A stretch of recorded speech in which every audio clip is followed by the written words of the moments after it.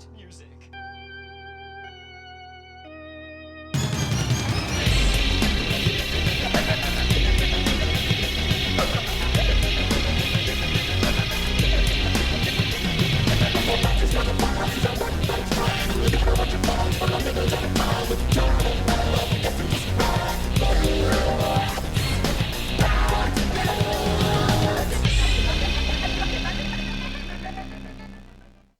Good morning, angels. Good morning, Niall. Yeah, close enough. Hello, everyone, and welcome once again to another Bat Minutes hiatus episode.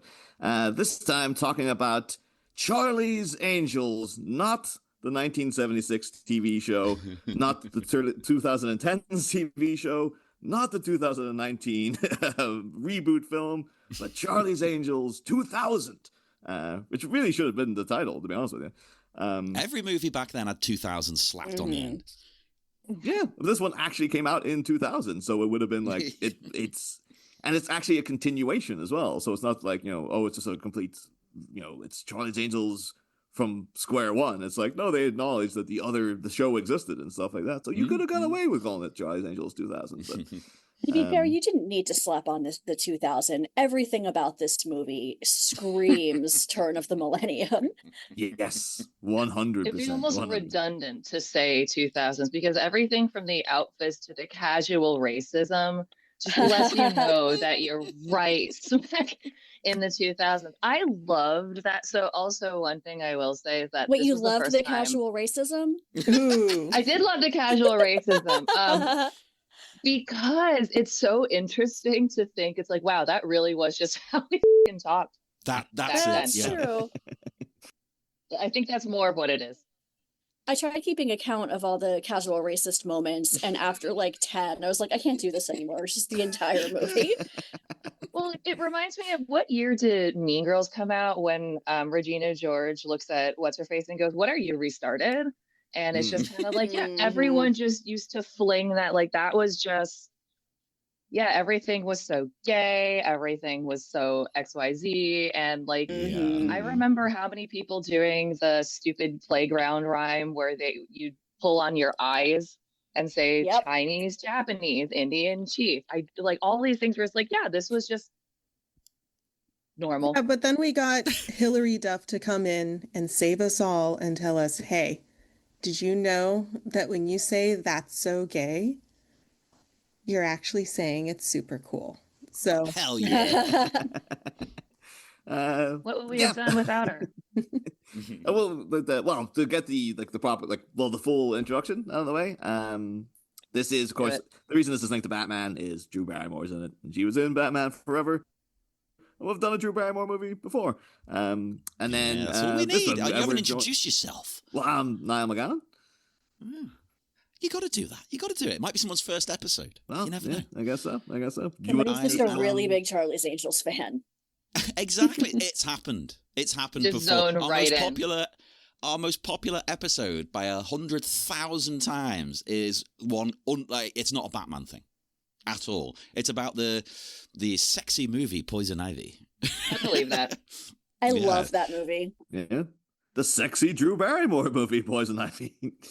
Everything's connected. I am your other host, John Parker, and I'm very excited to talk about a movie that tried to warn us all of the dangers of tech bros. And we didn't listen as a society. Yeah, he seems like always sort of a dorkable dweeb at the beginning, and then it turns out he's an absolute malignant asshole. Where have we heard that before? Who could have saw it coming? Like 8 people just sprang to mind, which is annoying. Yeah, that's the problem. Yeah, now it's not 1, it's not 2. But we're joined today by a trio of guests because, well, with Charlie's Angels, it just seemed appropriate. We've got from everyone's here who's been on the show before. They can all do plugs later on down the line, but we have Alyson, Gally, and Alexia. Hello. Hello. Hello, hello, hello. Woo, woo. Oh, you should have staggered it with a hello. Yeah, hello, after she hello, did that, hello. I realized. And I was like, God damn it. Then again, no retakes. one of the... we never do that. one of the most famous comedies over here is called Hello, Hello. Maybe people would think you're alluding to that. Hello, hello, hello. Yeah. Hello, hello, hello. Amusingly, Hello, Hello. It's not even set here. Where are they? Are they in France? In France, yeah, occupied France during World War II. Yeah, because we have a history of making comedies out of tragic things like World War II. And also, speaking of something really excited. The talking of comedies that take advantage of broad cultural stereotypes.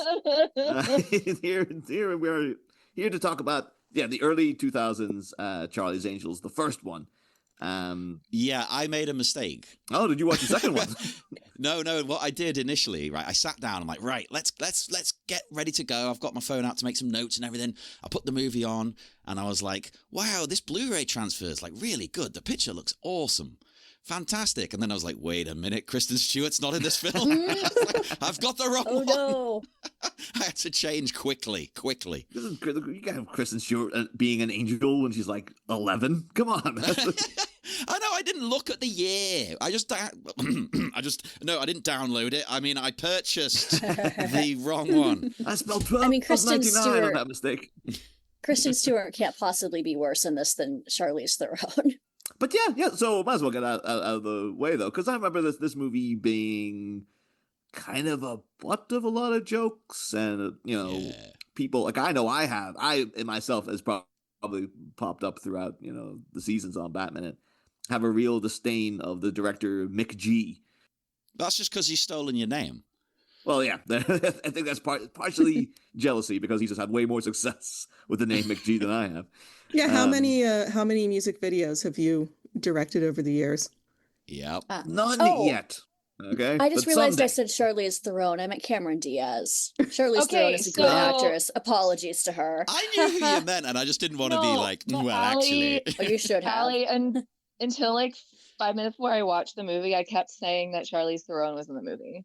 It would have been better with her. I don't really care for Cameron Diaz. I don't disagree with you. I'm in a weird position. I want to have a discussion about Cameron Diaz later. Okay. No, I mean, I'm really interested in that because, like, I've never really liked her, right? I've never really got it. But I don't know. This time watching this, I was like, oh, she's kind of fun though. She's kind of cute. Like as a not like her appearance, but her character. You're like, oh, Yeah.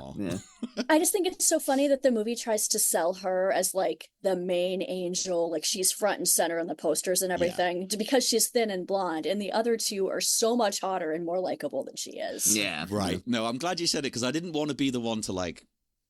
I don't want to pit women against each other, but I've never understood the Cameron Diaz thing. I'm like, Drew Barrymore's there. What are you doing? Right, she's right. Lucy Liu is right there.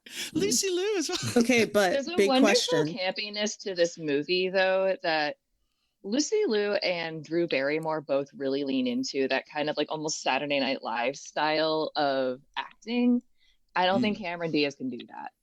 And when you can't, it's like she's trying to play comedic, but it's like she almost needed to go the other way and play like the hyper straight character. Because I just don't think she has the ability to be like that level of campy that the role like super needed, especially to be the leading lady. Like to be the leading lady, you have to be the hottest and the campiest and the wildest and the fun. You have to be the Lucille Ball. For sure. Gally, what was your question? Well, my big question is, how would you guys have felt if this movie was Cameron Diaz, Drew Barrymore, and Angelina Jolie? Because Angelina Jolie was initially, Drew Barrymore is the one who initially went to her to try to get her for the Lucy Liu role, and Angelina turned them down. Oh, I would have felt worse because I like Lucy really well in this role. But do you love Lucy though? I love Lucy and I love her in this role.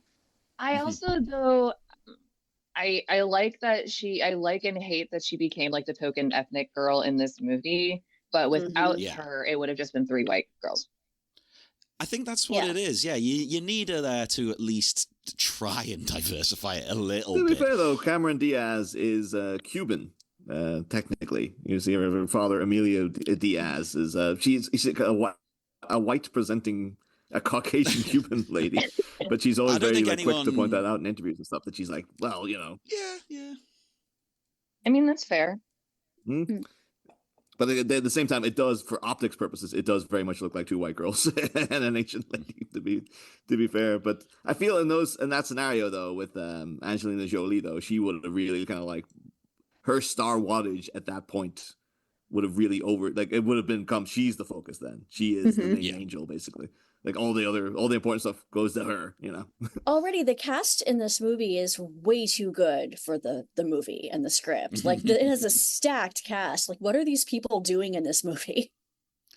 I think they just want to have a bit of fun. Like I actually think not that I want to talk about men in a feminist movie, but you've got a feminist movie is a put quotations around that one, John. I think maybe. a movie focusing on women is what I was a woman's first movie. And it is a woman-led movie too, because Drew Barrymore is the one that is really the push behind getting this made. And she, I assume, I don't know this for a fact, I didn't look it up, but I assume she's the reason you've got Tom Green there, which just took me back. Yeah. No, I tell you what, I love it. I love it so much. I forgot, like, what a simple time we lived in where that was the funniest thing in the world. Even funnier, this is where they met. So Drew Barrymore didn't bring Tom Green on, but this is where they met, dated. Love blossomed with the Chad. Yeah. Chad. I assumed that that's the reason he was there. I don't know. Like, I don't know how the connection with Tom Green and Mick G was, but I mean, I have to imagine there was some MTV party where they were both on so much cocaine and were like, hey. No, that's an excellent point, because wasn't his show on MTV? Yeah. Yes. Yeah. There you go. I think that was just, though, the production company were sitting going, like, we need this to feel even more turn of the millennium.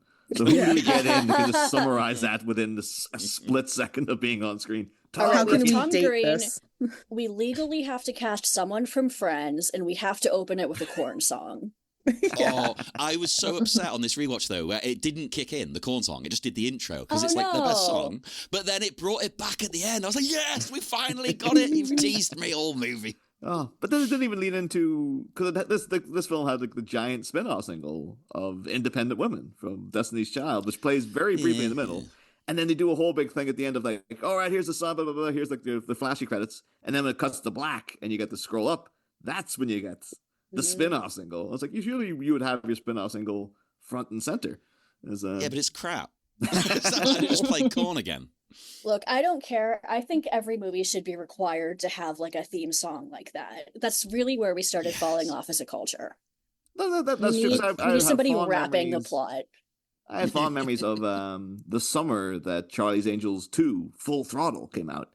Not because of the film, but because it was Feel Good Time by Pink was the spin-off single. That's a great tune, and that was everywhere because the flog it. So I don't really, the films, like the second film in particular, is really, really awful. But like, but that single is great, and that was very like prompt. And there was this, they were trying to make it Charlie's Angels fever again, you know. But it didn't have the cultural clout of. But we might as well try to clarify though where everyone's coming from though. So like, I will just say myself up front, when this came out, I was in the height of my kind of film snob teen phase, so I was just like,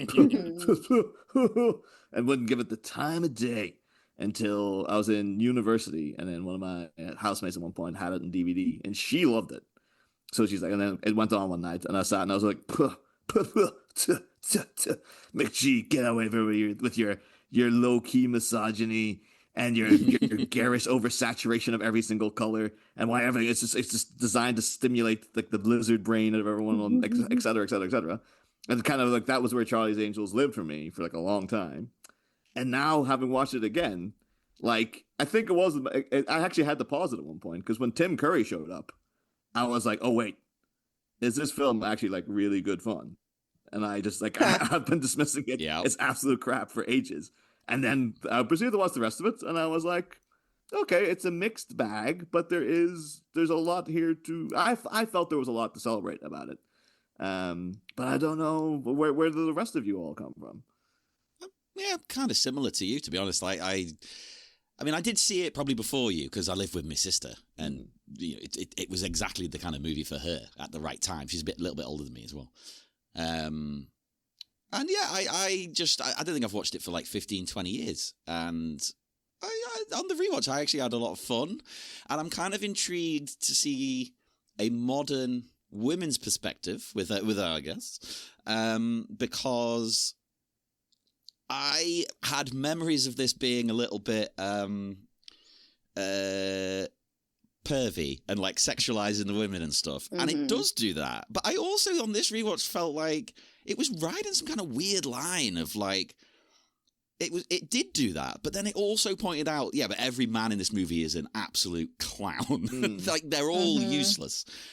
So I was like, well, it's quite an interesting. Well, every sort of man approach. except Charlie, who is, as we all know, is God. Like he is basically. Well, and Bosley, I suppose, because he's. I saw Bosley in it. I don't think it's implied. It's just my weird reading of it. I'm allowed to say this. Yeah, I'm queer.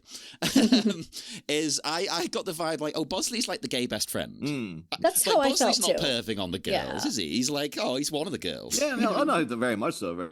Very much so. There's no chemistry between him and them in any romantic way.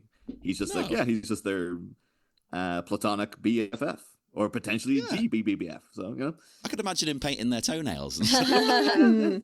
But let's try to go in order. So, Alyson, what did you think of the film?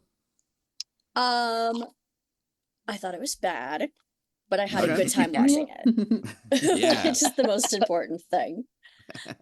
That's it. And I mean, Alexia? Oh, sorry. Go ahead. Finish no, up. I was just gonna say I genuinely love the 90s, 2000s, like 70s throwback aesthetic. Yeah. So I'm always here for that. Alexia, do you wanna what's your vibe?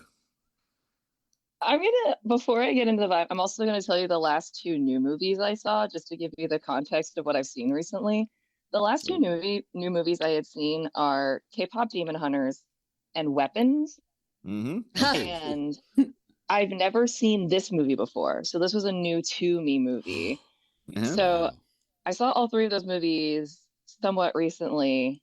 And it's really interesting because it kind of reminded me of Showgirls in this weird way, in that it has this very predominant male gaze, but it also has these occasional moments of, like you were saying, feminism, like in Showgirls when Nomi just goes absolutely ham on that singer that assaults her friend.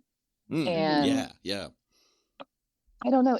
But then there's also the moment where she and Gina Gershon are like, hey, how about if we just compare tits for no reason and dance in a weird circle? So because women do that, right? I mean, that's how Gally and I met. Yep. But doing the sacred ritual. But it was, like Ali said, it was a good time, but there wasn't enough about it, and there was no nostalgia from me personally to make me be like, oh yeah, like I remember liking it. I don't remember this movie. I've never seen it before, so there wasn't anything to like super charm me about it. And yeah, we'll probably get more into it as we discuss the movie. But like, I didn't hate it, I didn't love it, but I don't think that I'd watch it again unless like someone else put it on. Next is the sequel. You got to watch the sequel. No, we shouldn't be touching the sequel. I just rewatched it last night, and I was like, no, this is trash. I remember it being. Isn't the villain doing some terrible accent in that? Yeah, it's Justin Theroux is the villain, and he's doing an intense Northern Irish accent. Yeah, but it doesn't remotely sound Northern Irish to me. He thickens it up. It comes out like, all right, Drew, how have you been? I love the fact at one point he keeps saying, give us the rings. Give us the rings. It's like, to be fair, I appreciate that he didn't say me, like give me the rings. It's give us the rings. It's a very Northern Irish thing. So I feel like he did make an effort, but he just went so thickly. He laid it on, layer by layer by layer. But Gally, what's your opinion of Charlie's Angels 2000? So I'm pretty sure that I saw this in theaters when it was originally released, because I would have been like 13. So I don't want to say that I had fond memories, but there was certainly nostalgia there. And I definitely remember at the time being so obsessed with MTV and just wanting to learn so many behind the scenes and watching all of the like behind the music video stuff. So I was familiar with who Mick G was, like probably the only person in the theater familiar with who Mick G was. And so now rewatching it as an adult, I'm like, oh, this is just a bunch of little music videos all put together. So from that angle, it's fine. I enjoy the campiness of it. I enjoy the fun of it. but boy, is it a time capsule that I never want to return to. Yeah. I just like the idea that there was a big, like someone sitting in that theater and just like hearing in the back when there's like a shot of Cameron Diaz like waggling her ass directly at the screen, and just hearing a 13-year-old in the back going, ha, classic McG. Not only that, just hearing a 13-year-old in the back going, wait a minute, she did that in The Mask. There's a trend here. Yeah. I remember at one point, I was watching it in the same room as my partner was playing Silk Song. And at one point, they looked over and just like, that just happens in every Cameron Diaz movie. And it does, even in later ones. Like I remember seeing this movie. I don't remember what it's called now, but it has Toni Collette in it. Oh, In Her Shoes.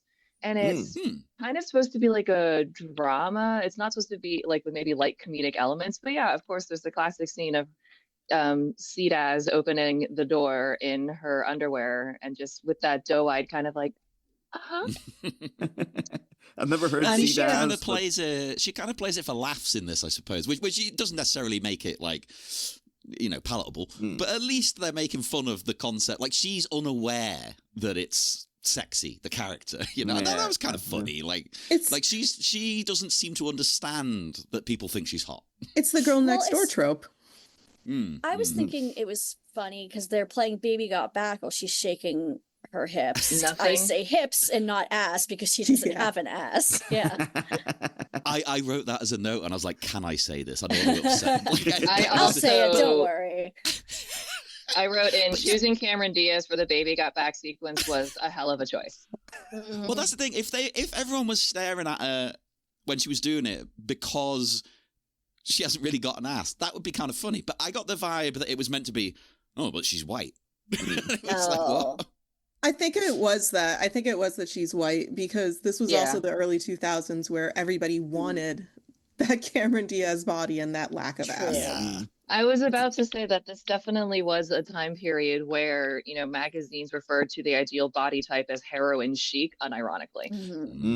That's true. That was I remember 2005, like the Kate Moss look was just truly like had a stranglehold on everyone, and it's just like, what is the Kate Moss look? 'Cause, like it looks like you're kind of like a desiccated corpse, basically. Is the it's funny too. Like I remember when this movie came out, and everybody talked about how fat Drew Barrymore was, and then even in the movie, like the other two are in little bikinis, and Drew Barrymore's covered up. But watching it now, I'm like, she looks exactly the same as the other two. She just has boobs and hips. Yeah. She's a rounder face. That's the other thing too. She just has a rounder face. Like some people just do. That's the thing I know too. We live in a terrible world these days, but one thing that has improved is the way we get more sort of variation in bodies and things like that on screen. I think. Yeah. The thing is, like I guess they had to stick with Baby. I guess they had to stick with they could have changed the song for that sequence, but like I guess they had to stick with Baby Got Back because like there's just no other songs that are about objectifying women. So like I guess it's just a slim pickings in that regard. It's an underdone genre.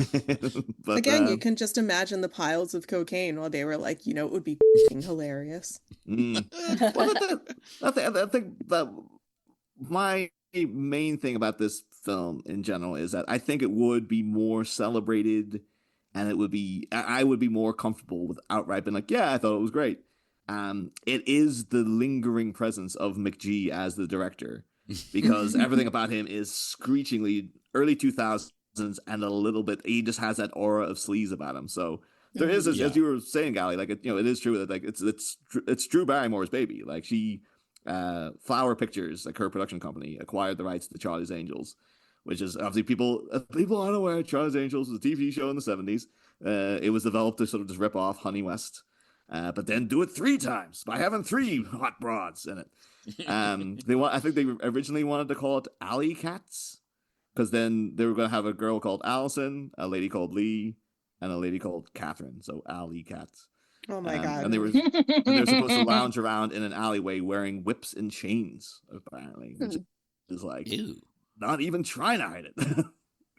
Okay. But then so eventually then it goes off the air, but then Drew Barrymore acquires the rights to it and goes on the hunt for a director, and approached Alexander Payne from at that point would have been like Election, And like now we know him from like, oh yeah, Sideways, and they got all the highly acclaimed Oscar bait, The Leftovers guy.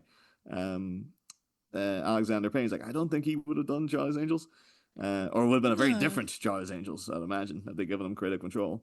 It would have been like Wes Anderson's Charlie's Angels if he did it. Which I would be. Oh, now you've intrigued me. Yeah, 100%. And they also offered it to who does seem like he would have gelled more with this version of the material. Baz Luhrmann apparently was in talks to direct. I think his swing would have been even bigger, and that's in a film that takes a lot of big swings. So, but eventually, Drew landed on McG, who at that point is his debut feature, as a director. But he had previously directed the videos for All Star by Smash Mouth, so we're in hallowed country here, and also Pretty Fly for a White Guy. Hey, and the thing is, not to go off topic, but did you see that the guy from that video got on stage with the Offspring the other day? Oh no, I didn't see that. Did they just got him back to do the? Yeah, they got him back to do the dance. He looks the same. Oh wow! Everybody in the Offspring pretty much looks and sounds the same as they did in the early 2000s. That's very true. There's something youthful about that music, I suppose. But if you remember, though, the video for Pretty Fly for a White Guy, though, is very just like hot chicks and this dweeby guy, and it's a whole like it just literally has like crotches thrust at the screen, and it's it's very, and it gets all bright, really oversaturated colors. It's its thing, really. Like it's so. I'm into that visual myself. I liked the visuals in this. But I think though as well because McG himself as a person, like he grew up. Apparently, he was classmates with Mark McGrath, who would go on to found Sugar Ray, the band. And apparently, if you were to read McGee's bio, he basically saved Sugar Ray. he made them the band that they are. I don't think you should say that he saved Sugar Ray. I think that he's the one who is responsible for forcing it upon us. Yeah. Yeah, but then he bounces around from thing to thing, and he got a degree in psychology, and he was looking to go into medicine, and then he's just like, yeah, you know what, I'm going to give this a go now instead, and then respect that. But the fact though, he has a whole thing about how garish everything looks, like everything is really, really bright and shiny and stuff. Makes me feel like as a guy who knows human psychology, the cynic in me would be like, it's because he knows it's like rattling a set of keys in front of someone to be like, yeah, look at all this. Look, this is all imagery designed by a psych major to be like, you can't take your eyes off this, can you? You love this, don't you? Which makes it feel a bit more because movies these days look grotesque visually. I think most of them, obviously not every movie, but a lot of them. Hideous visuals. This at least it's doing something. At least it's interesting. It's not just dull. I mean, that's how I feel about the style of the time. Like, people made bold choices, but at least they did something interesting. The style of the time. They had an onion tied to their belts in certain scenes as well. But the thing is, McGee's whole thing is like he was very integral in like the permeation of the Pussycat Dolls. Like that's the kind of so everything about him has this little thing about like, it seems to be it's appearing feminist, but it's very, very, very heavily focused on the male gaze. Yeah, that's how low the bar was. And there's even things like the fact that so independent women, big song for Destiny's Child, everyone loves Beyonce, Queen Bee, etc., etc. And then that song was huge. But then all the the lyrics of it, the house I live in, I bought it, and that's like celebrating independent women, and then linking it to Charlie's Angels, and I'm like, yeah, but they did it themselves, but they're employed by this rich old white guy who's like he did it, like he employed them when they couldn't get the whole thing is like they couldn't get a job, he employed them, and now their independence is dependent on Charlie basically. It's like and so much of him, particularly as I watched the second one as well. The fact that he kind of insists on them, every angel has to come in and sit in there every morning. And he goes, "Hello, angels," and they all go, "Hello, Charlie." That's makes it feel like a bit like he's like, "Yeah, that's right. You sit on my sofa and you do what I say. You do what I say and stuff." It all felt. It's very Hugh Hefner coded, is what it is.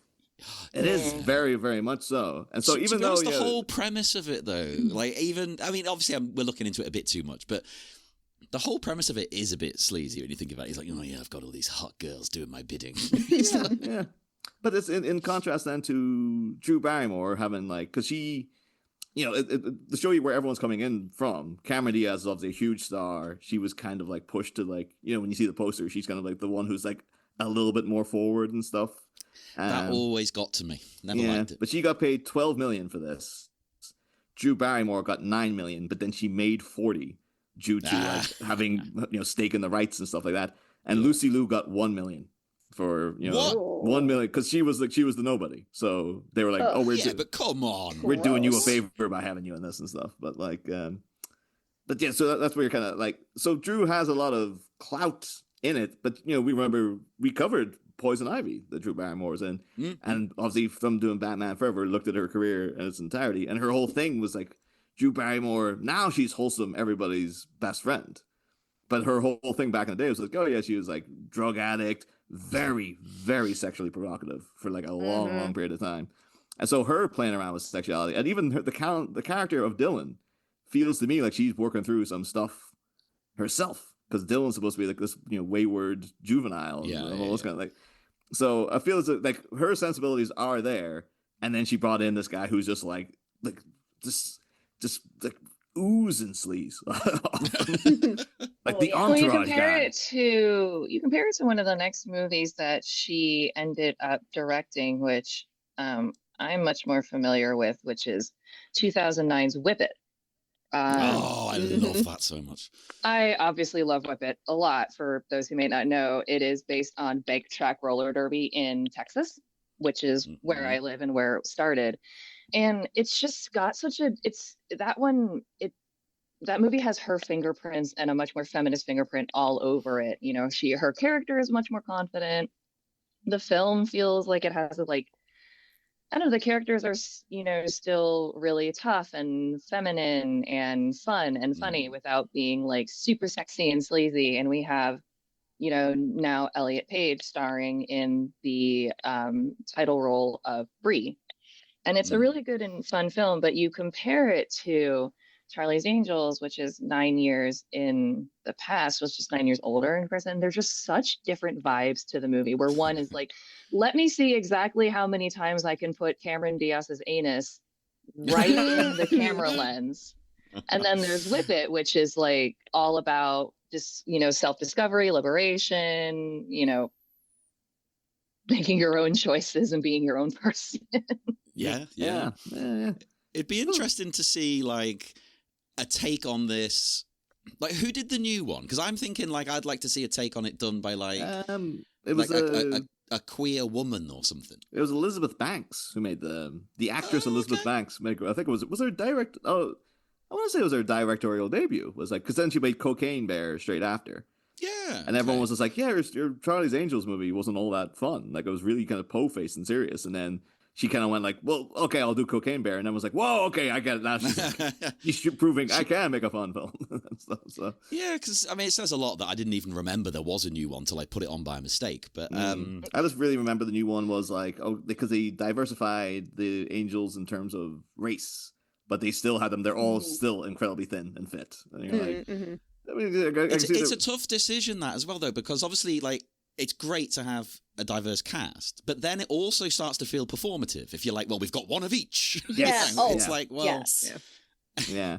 It feels like the I don't know, it always stuck with me with like a natural thing coming around with when they were casting for, I think it's Stephanie Beatriz said when they were casting for Brooklyn Nine-Nine, and they came in, and she's like a Latino lady, and then so is Melissa Fumero, who's also a main character in that show. And then when she heard that she had been cast, she's like, "Oh, that's it for me then," because like they've already got one Latino lady. They're not going to cast a second one. And then when they did, she was like, "Holy crap, really?" And they're like, "Yeah, we just have two characters of Mexican descent, and it's just never brought up in the Other show." shows wouldn't do that. Whereas in this film, apparently in this film, when the Kelly Lynch character was originally going to be called Vivian Wu, and she was going to be Asian.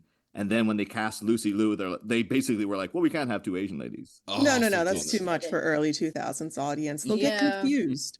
Yeah. If we ethnically diversify too much, they're going to tell the church.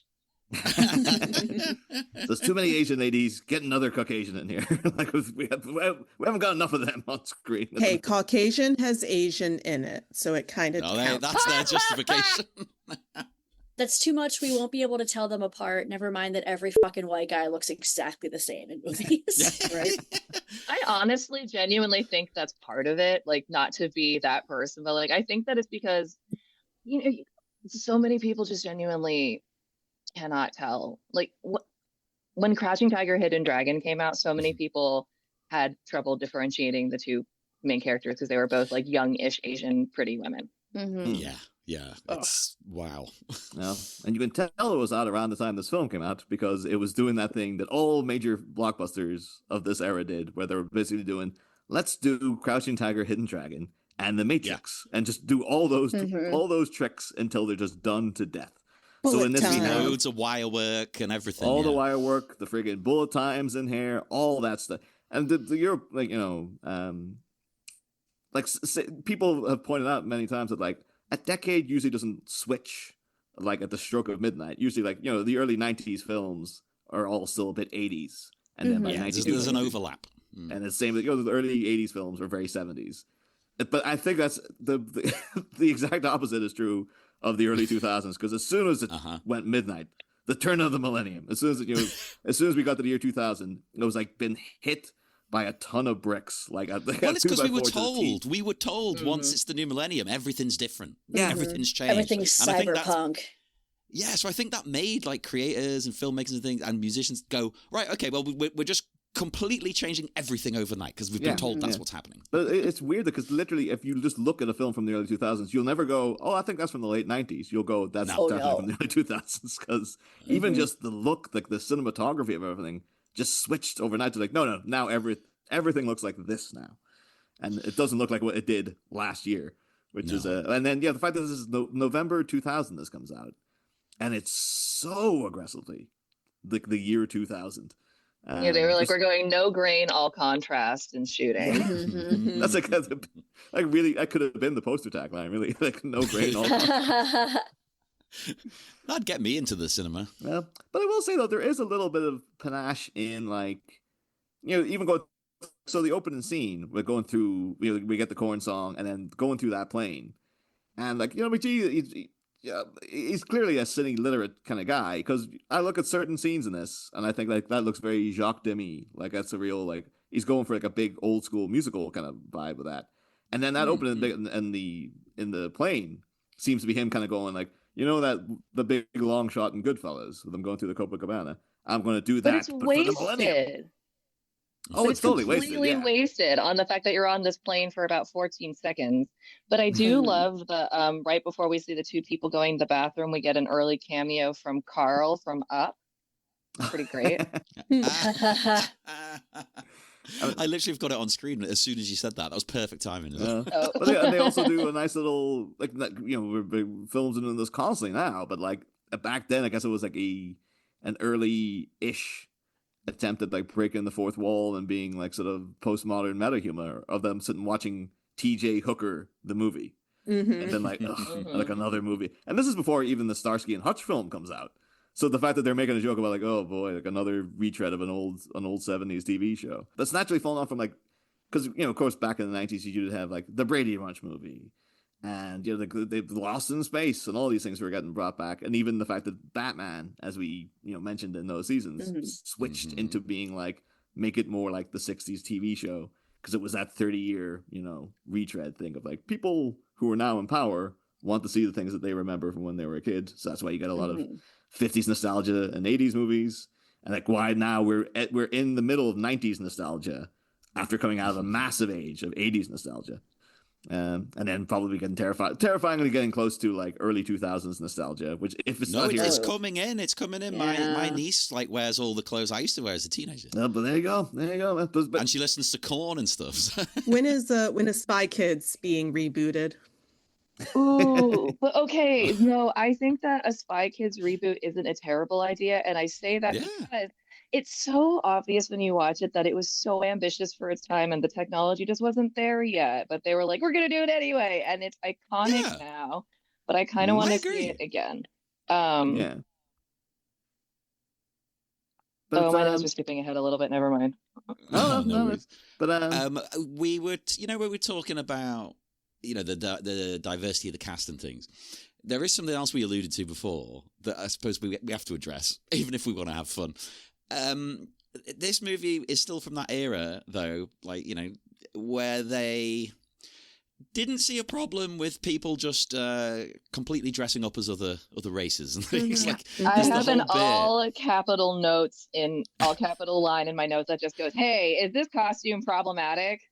Because when you see Lucy Liu working at the massage place, she's undercover, and you're like, okay, yeah, this makes sense. But then you see the other two, and you're like, oh no, no. And Yes, there was probably conversations about should we put something around their eyes, maybe, and then somehow sense one out to be like, no, you can't do that. The person who wanted to put something around the eyes got beaten down, but his compromise was that the song "Turning Japanese" has to play during the sequence. Yeah, I couldn't believe they played that. I almost fell out of my chair laughing. At least Lucy Liu gets to flip it on him, though, and she's like, well, I'm going to dress as a German later, then screw you. True. I love the scene where she's undercover in the massage parlor, because it's like you can pinpoint the exact moment where Quentin Tarantino was like, I need to cast her. Oh, I thought that too. I was like, you guys are spending some time on this. Oh my God, I don't know how I didn't think of that, because that scene, it's a great scene, but it is also this is just someone's fetish on the crew, right? That's why this is in here. 1,000%. Someone was very dedicatedly like, we need camera 3 to go in close on Lou's toes here. Curry, just open your mouth a little wider underneath the pinky. And everyone there is like, wow, you're really specific about that toe placement, Jeremy. Yeah, because it's not even like she's just massaging his back. It's the way she uses her toes to caress his face and things. And you're like, oh God, this is wow. And then intertextual coding. She's doing it to Dr. Frankenfurter, a guy whose whole thing is fetishism as well. So it's really laying on there. To be semi enjoying it, but also confused. Exactly like Allie said. He has that look of a man who's like, this is not what I ticked off on the bill, but go off, girl. Yeah, he's discovering something new about himself. And I get that was probably Tim Curry's vibe the whole time on set, was just like, this isn't what I signed up for, but oh well. More time for Curry. I was so happy to see. I completely was so mad, as we were saying earlier. The cast is stacked. Every other little, forget too. Sam Rockwell turns out to be the main villain in it at one point. You're like, I forgot about that. I forgot he was even in this. I was like, no, there he is. I remembered he was the villain. I didn't remember, but as soon as he picks up that photograph, it just all made sense. I'm like, well, that's obviously Charlie in the photo. Yeah. I do appreciate it too. They do it before Wall Street 2 did it, because I always had a laugh in Wall Street 2 that when Gordon Gekko is supposed to be good, Michael Douglas has this floppy hair and he has these little half-rimmed glasses and he looks like such a dweeb, a little cute old man and stuff. And then as soon as he turns back into Wall Street broker Gordon Gekko, the hair gets all slicked back and all this stuff, and it's ridiculous. But this does it where you're just like, oh, no, he's hard. Look at his floppy hair. He's harmless. And as soon as you know that Eric Knox is evil, he's got this, his hair gets all slicked back and he looks way more debonair and stuff. It's like, you could have him be a debonair nerd as well. You don't have to do that, but it's like, no. He's still a nerd at the end of the day. He's a tech bro. It's also he's also Sam Rockwell at the end of the day too, which means he has to be dancing every other second of the film. That guy was you cannot stop that man from dancing. Every freaking time I see him, it's like he's got a he made some sort of wish or something, like a monkey paw wish or something that's backfired on him. He's got fancy legs. He's got a cigarette and lighter in his left pocket at all times, and a happy little dance in his right pocket. He's just having fun. And the amount of cigarettes in this film is nuts as well. And they do the thing where it's it's coded. All the villains are smoking, none of the angels smoke, but Dylan does have that lighter, which indicates that he does. But it's you can't show the heroes smoking. But Crispin Glover and Sam Rockwell are filleting those cigarettes. Is the year 2025 a bad time for me to discuss that I still find the aesthetic of smoking to be exceptionally attractive? I mean, it is. Okay. You're not wrong. It caught on for a reason. There's a thing about it. It's I've never done it. I've never dipped in my toe in that pool, but I do see the thing about you see a picture of someone with a cigarette sometimes. It does look cool. It does. I get it. Sorry. It just that, Well- and the thing is, like, I know objectively that it is terrible for you. I haven't like walked blindly past all of the advertisements. I'm not an idiot, but it just looks really, really cool in certain circumstances. Like as you said, there's a reason it caught on for so long, and it's not just because it's addictive, but there was a certain aesthetic.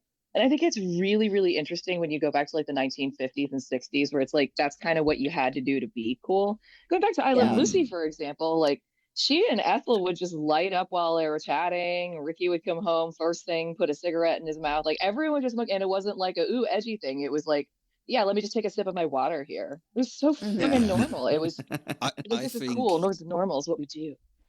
I think younger people now won't understand that like everywhere smelt of smoke. Like everyone was constantly smoking.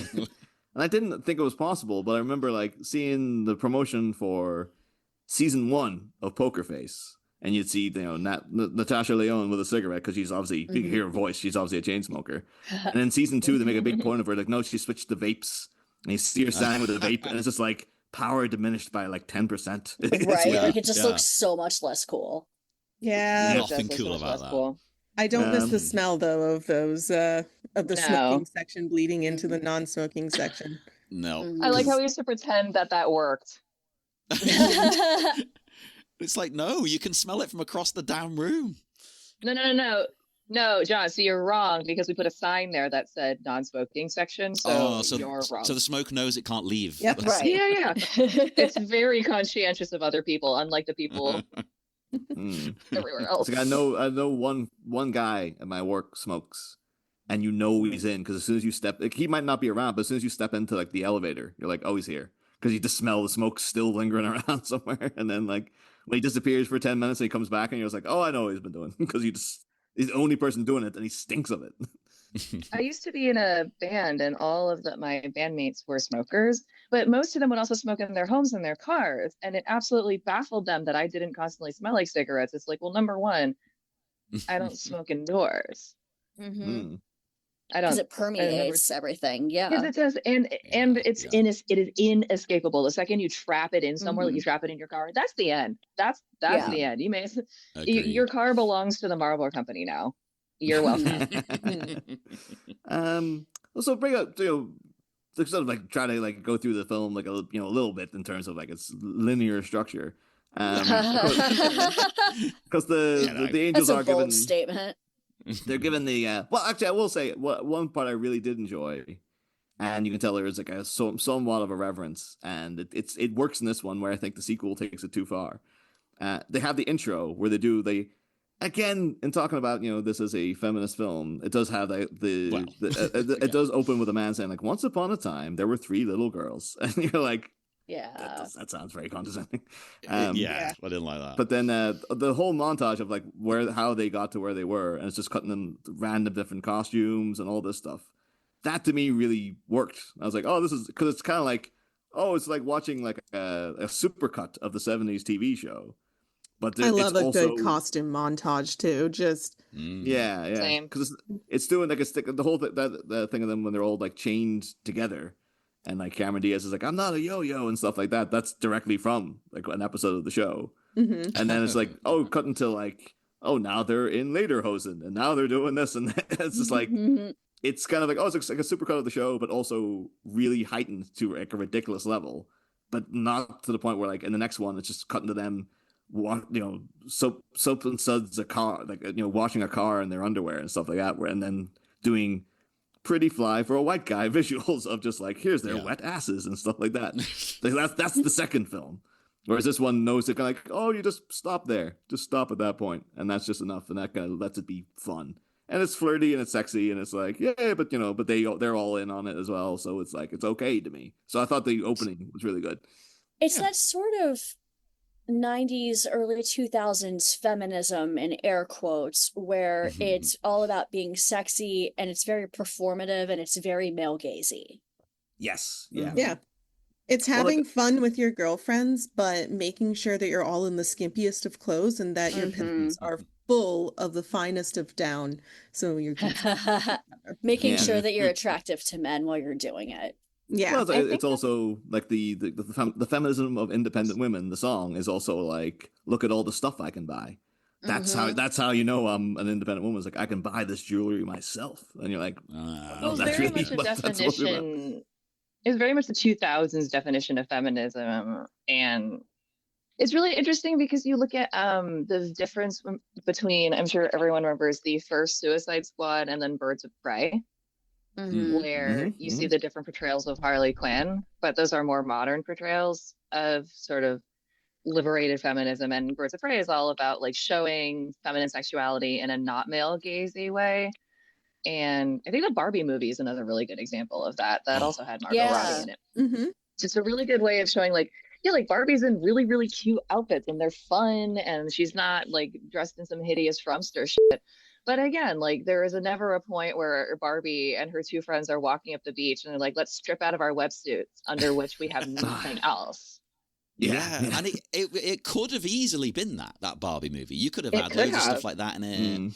And I really like that they didn't go that way. Like even, as I say, she's got on like these cute outfits and stuff, but it never felt like it was exploited for men. Like men are included. You can watch this and have fun, but it's not for you. No, but when I watched this movie in a lot of places, and there are a lot of the music video segments, these like going back to when they're undercover at the massage parlor, you have, Lucy Liu in her little cheongsam, and then you have Cameron Diaz and Drew Barrymore in fake kimono, and the three of them are running around Scooby-Doo style around Madame Wong's House of Flowers to the tune Turning Japanese. And then later on, they do the same thing in a belly dancing restaurant. So, of course, they're all wearing, fake, vaguely Arabic style clothing. And then, of course, in the background with the sniper rifle, she has to remove her veil to see through as Lucy Liu. And then you have the hypersexual, not even dirndl, the German inspired things. They're not real dirndl because I'm a nerd and I know what an actual dirndl looks like. They got them off like Amazon or whatever. Yeah, but like every single one of these like costume times when they have to be in a costume is always like excessively sexual and excessively ethnic. It's it is. Yeah, and even too like the in the kimono scene, like Turning Japanese, and it's like that's a song about masturbation as well. Like so that's coded with an inherent sexuality to it as well. It's But then I mean my favorite Lucy Liu moment is probably when I'm going to sound like a perv. It's when she is being the like sort of like a dominatrix to that company. I was like, oh, this is cool. I like this. And that scene's kind of funny too because she keeps doing it. She's doing it to Cameron Diaz and Drew Barrymore. And you can see Drew like flinching and stuff, and like her in the background trying to control herself as well. It's like like that was a funny scene to me, like more than that was great, and that was a good use of costumes because they were being. I'm just gonna say they were like drag kings in the back there. Yeah. I liked that scene, and it reminded me of My Dad Wrote a Porno. Ah, yeah. She was very. You're talking Belinda about the podcast rather than like your actual father wrote a porno. No, my dad did not write a porno. My life would be way funnier if he did. The podcast is hilarious, but the main protagonist, her whole personality to me reminds me of Lucy Liu's dominatrix character in that exact moment. I can see it, yeah. I do also in that scene too. Like that's when going into the urinal with Tim Curry and stuff. But that bathroom again, proving that McGee is at least cine literate because that is the bathroom from The Shining. Like that's just flat out the bathroom of The Shining. The twin, like the David Lynch he revamped it for Twin Peaks, and it pops up. It's in Hannibal. The big like the intensely white and red in contrast is like you see that, and you're like, yep, that's the bathroom from The Shining. And I was heartbroken because I was like, this is the perfect time to have like Farrah Fawcett pop up. Well, apparently there was supposed to be a larger scene referencing The Shining. Oh, referencing The Shining. Yeah. So so you guys were talking about how you can kind of see allusions to other films. Apparently that's intentional. Whether or not they're actually done well, that's up to McGee. But I really wish there had been a scene in that bathroom where like Farrah Fawcett came in as like a bathroom attendant or something, and then like Drew Barrymore's like, "Didn't you used to be an angel?" And then Farrah Fawcett would be like, "No, you're the angel here. You've always been the angel here. It's like that. There you go. That's a scene for you right there. But I was just gonna say, I like the Farrah Fawcett hair flip that we get from Cameron Diaz. I do love a good Farrah Fawcett flip. Yeah. And it's good advice because, I think that would work on a lot of people. It's just a cool move. You look awesome. Yeah. I also like watching her go back and forth between her two friends' instructions. Like, it's when I give my sim too many things to do and it can't decide. That's what my ADHD brain is like all the time, basically. Should mention though, apparently they did, because it is weird that there's like beyond Charlie himself, and he's not like a cheeky cameo. He's just like, no, it's John Forsythe. He is just playing. It's a continuation. He's playing the same Charlie. There is no like cameo by the old Angels, but apparently I'm surprised. Not for want of trying, they did pitch it to all of them. And Jacqueline Smith, I think she had scheduling conflicts, but she is in the second one for a minute. Farrah Fawcett said, well, actually, Kate Jackson said that she wanted to play the Kelly Lynch part. She's like, I'll only be in it if I get to be that villain. And they're like, that would be cool. That would have been actually. awesome. Yeah. But I think then they were like, if we want it to be a continuation, it'll kind of spoil it. If it's like, well, that's one of the main Charlie's Angels is right there. And then Farrah Fawcett said that she wanted to be in it, but she wanted to be the voice of Charlie. And I was like, that'd be fun. Yeah, do that. That would have been great. And it would make it a bit less creepy, like maybe the original Charlie's stepped down and he's like, I'm entrusting this to you. Yeah. And then you can allude to, like, you can hear her voice the whole time, and then be like, oh, it's a lady this time, and then finding out at the end, like, no, it's like she got promoted within the organization or something, and now she's running everything, and she is like Charlie is. Because we know that Bosley's a code name, because in the second movie, it's Bernie Mac playing him. Oh, God, I forgot about that. Oh, no. Not that I don't like Bernie Mac, but to go from Bill Murray. Oh. Well, that was some conflict there. I will say, if I haven't watched the both of them, I'm, cards on the table, I'm a huge Bernie Mac fan. I absolutely love Bernie Mac. And I do think he is better as Bosley. Really? He's much more fun. Bill Murray, and I think the reason for that might be, as we'll have to touch on now, though, all the controversy about what was happening on set with Bill Murray in this, and his massive conflicts with both McG and Lucy Liu, very famously, which has never been entirely clarified, because you keep hearing different stories. Like, there's a behind the scenes of him talking about McG, where it seems like he's complimenting him, but it also seems like he could be taking the piss out of him. And like he's just like, what's his actual name anyways? Something stupid like Joe McGinty or something, right? And then that is his actual name. And then he keeps going like, yeah, this guy, he keeps reciting the whole film to you. Like, he's like a little wind-up doll. And they're kind of doing like, oh, yeah, because he's so enthusiastic. But then after a while, as he keeps talking about it, Bill Murray seems like, yeah, if you're on like the lift, he just keeps reciting the movie to you and stuff like that. And it kind of comes across like he's agitated by it. And then apparently, McG alleges that Bill Murray headbutted him on set. Wow. And they did not get on to that extent. And Bill Murray has denied this and said, but upon that has said, well, McG deserves to die for making that claim. Oh, wow. That's a bit much. Yeah. And the thing is, because Bill Murray is for a while, he was everybody's favorite, internet uncle. But now it's like he's had some things thrown his way, and it's all a bit like, oh yeah. I get the vibe Bill Murray's not actually a nice man to know. I think he might be a bit of a, he's a character, but you might not want to spend much time around him. Is the vibe? Purely as a viewer. Yes, exactly. He's one of those people. Not fun to like. It's not that you can completely. If we just set that aside for a second, though, as a character in the movie, and me watching it, I like what he does in the movie because it's just what Bill Murray does. Like, I don't think he's even following the script. He's like, I'll do what I want to do. I'm Bill Murray. Like, a bit like when he turned up in the the Ghostbusters. That was just what did they rename it to? Ghostbusters Answer the Call. Yeah. No. When he turns up in that, he hasn't read the script. Oh no. And I think that holds water too, because like. So what allegedly happened between him and Lucy Liu is that, well, there was the reports that he was just like constantly bullying her in general. And then apparently she flat out physically attacked him at one point because what's alleged to have been said is that at one point he started raving on set and then pointed at Drew Barrymore and said, I get why you're here. Pointed at Cameron Diaz and said, and you've got some talent. And then pointed at Lucy Liu and went, why are you here though? You can't act. Like, what the hell are you doing in this film? And that just broke Lucy Liu's, it just broke her temper, and she just went for him. Good, to be honest. Good. I'm on but his side. but Yeah, you don't say that to someone. But years later, he said, like, "Oh no, that's all misconstrued," and like I actually have a lot of warm feelings for Lucy Liu. Like I think she's very talented now. Well, he never said now. He's like, I think she's very talented, but he says like what he was saying to her was like, you can't want to deliver these lines. This script is terrible. Like why would you want to be in this kind of thing? And well, is that what he says he meant? That's what he says he said. Okay. I don't Yeah, think like 25 years in the future, I'm sure. Yeah. I don't entirely trust him. I think he probably was really difficult to work with.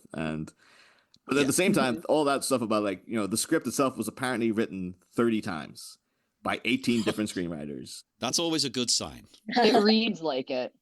And the one they deliver was the one that was deemed, quote, enough, basically. Acceptable. There are some really, really funny and totally outlandish lines in here. And then there's some really, really strange and very boring dialogue. So it definitely reads to me like, yeah, that definitely sounds like a script that's had 18 writers and 30 drafts.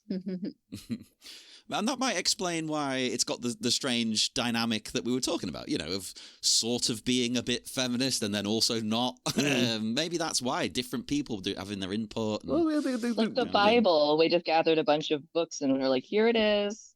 This is it. One unit. At one point while watching the movie, my husband said, "How does this movie have no plot and I can't follow it?" Was he looking at enough butts? Maybe that's the problem. You can cover anything up with enough butts and a Stone Cold Steve Austin t-shirt on. Amazing. That was so he'd seen this movie before, and that was one of the two things he remembered about it: the snake arm shirt, and then also that the two kids that she gets it from are playing Final Fantasy VIII with two controllers. Yeah, that is not exactly. Oh my gosh, that is what Cliff leaned over to tell me as well. He was like, okay, so I'm like, all right, thank you. It's appropriate in my culture, gamer culture. Well, as a Cliff wasn't even in the room at the time. He just jumped through a window and like, you should know this. But sort of in the same vein, though, another like amazing actor who's in it and who apparently also was not happy with the script is Crispin Glover is in this. Really? He's probably the best character in it because he's great. He's such a little weird creep. Oh, like pulling out the hair and then just like rubbing it on his face. Again, and the thing that really got me was the way it comes back to that. He's still got her hair. Yeah. He's kept it. Yeah. Seeing her from across the way on like the racetrack and then like having it on him there in his race jumpsuit. It's like he's a character from a different, much more sinister movie. Well, that's the thing, though. Apparently, his character originally had dialogue, and Crispin Glover just said to McGee, like, this dialogue is terrible. I'm not saying any of it. And then they just sort of, apparently, like, McGee went to Drew Barrymore and was like, he wants to do the role silent. And she was like, okay, we'll do that then. And I think that works. But then you'd think that, he must have some disdain for what he's doing. And then apparently he showed up with 30 pages of backstory that he had created for the character. I've played D&D with those types of people before. Yeah.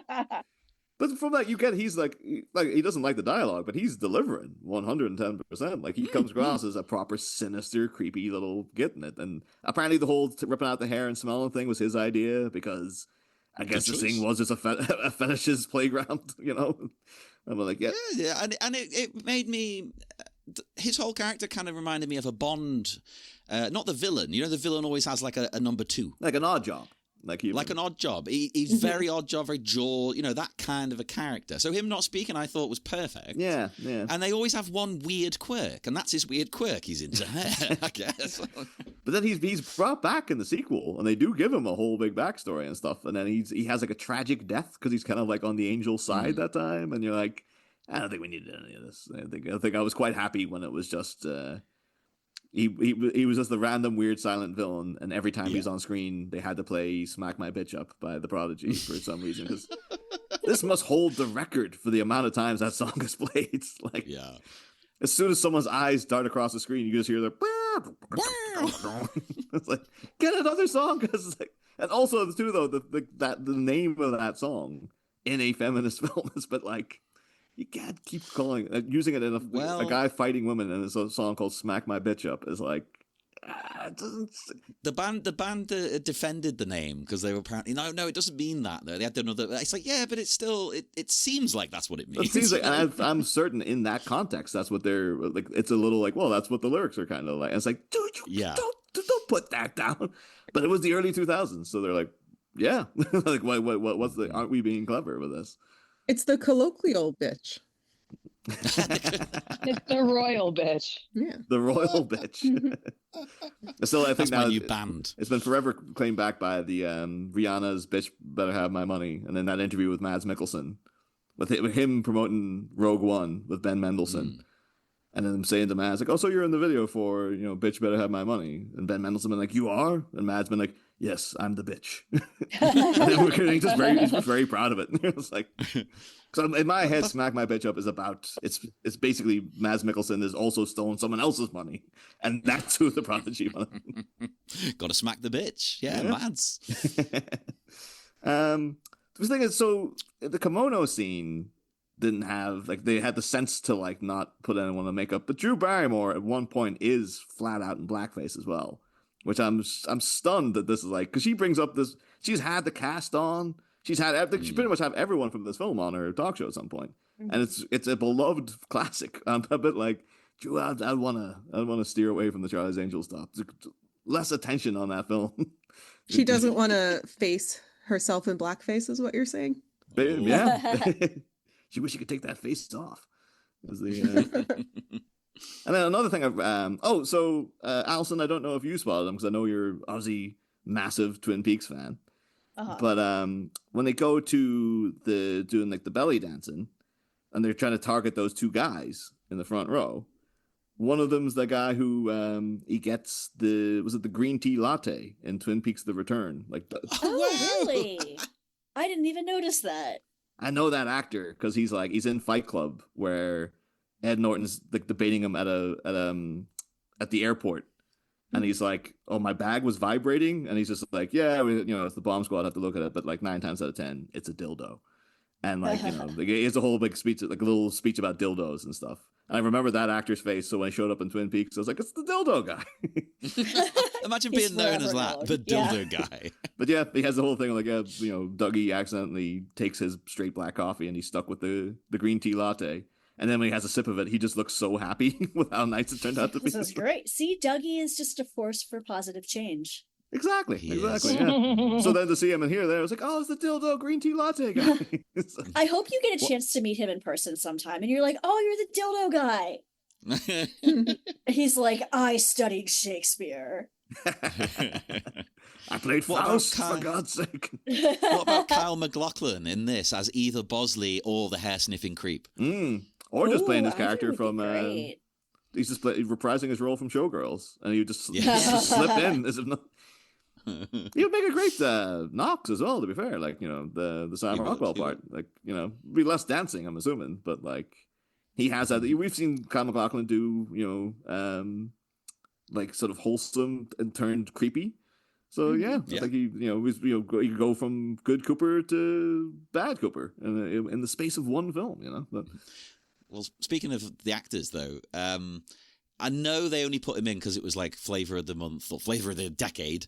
Matt LeBlanc being in it. No, but I thought he was really good in it. But him and Lucy Liu, their interactions were really cool and they were like cute and fun. I wanted more of them. I've always been a defender of Matt LeBlanc. He's good as Joey. He's good in this. Like everything when he pops up, I'm always like, "Oh, here's that guy." Like I like that guy. So. Like I really liked it when she revealed to him that she's not a bikini waxer, and he was sort of devastated. He's like, "Oh, it was kind of a turn on." We love a himbo. What happened to my trailer? It's like falling apart.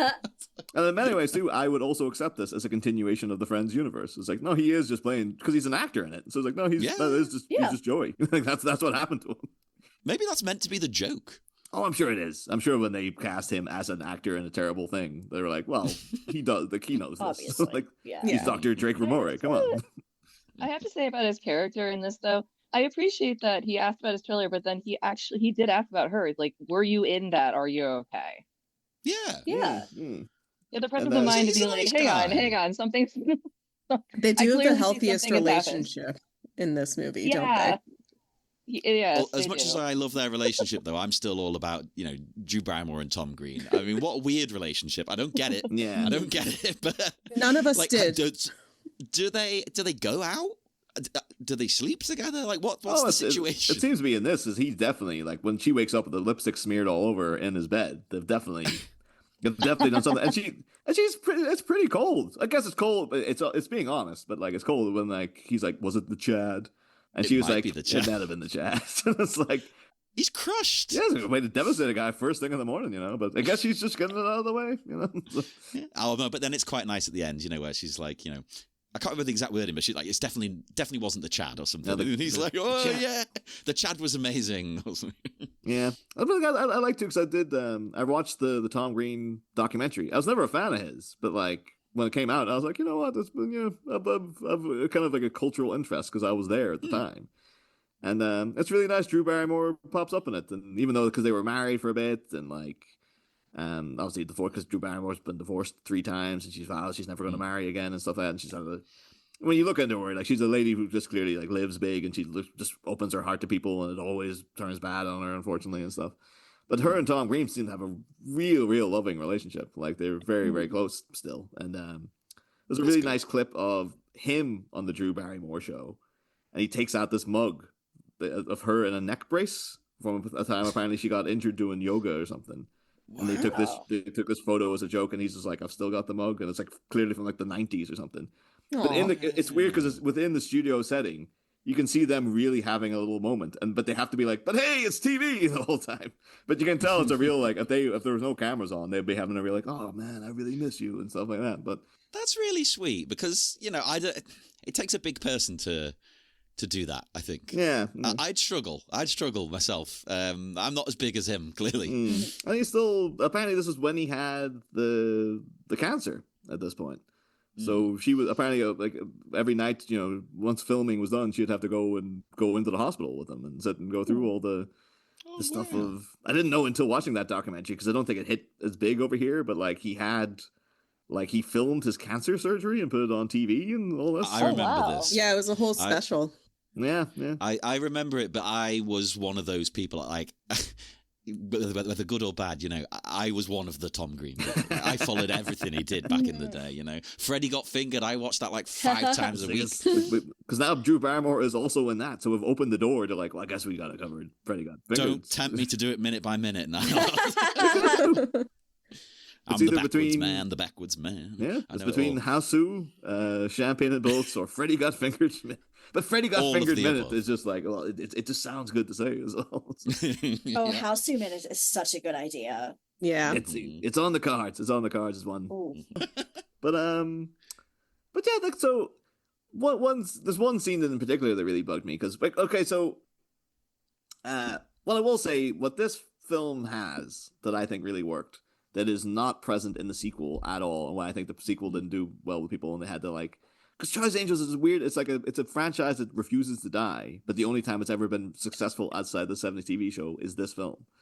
Like, and then they had the sequel. Everyone hated it, killed the franchise for a bit. They tried another TV show in the early 2000s with no one particularly famous, but like McGee produced it and Minka Kelly was in it.